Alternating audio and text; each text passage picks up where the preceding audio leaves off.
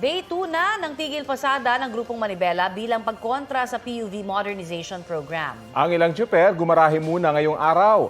May ulat on the spot si Mark Makalalad ng Super Radio DZBB. Mark? Rafi, matapos ang isang ikot ng biyahe, tumigil na sa pamamasada ang ilang jeepney driver na miyembro ng Manibela sa lungsod ng San Juan.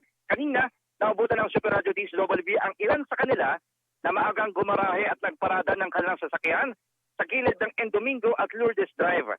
Kabilang sa mga rutang hawak ng Manibela sa San Juan ay ang ruta ng San Juan Divisoria at San Juan Calentong. Ayon sa mga operator at jeepney driver na aming nakapanayam, tutol sila sa sapilitang consolidation sa PUV Modernization Program. Handa mo na silang tumindig sa kanilang ipinaglalaban dahil kung susukuan nila ito ay kabuhayan naman nila ang mawawala. Pakinggan natin ang tinig ng aking mga nakapanayam. Ang mangyayari kasi, pinipilit kami maging modernization para sa co-op. Ayaw nyo po ng ganon. Ayaw namin ganun. Para sa mga driver din naman yan. Eh paano yung pamilya mo ngayon, sir? Panggastos ang pamilya mo?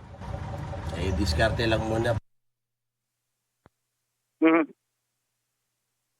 Samantala, sa kabila naman ng mga jeep na tumigil sa pamamasada sa San Juan, sa pag-ikot naman namin ay wala kaming nakitang mga stranded na pasahero.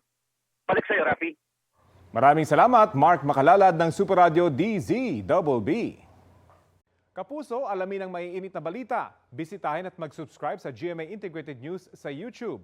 Sa mga kapuso abroad, samahan nyo kami sa GMA Pinoy TV at sa www.gmanews.tv.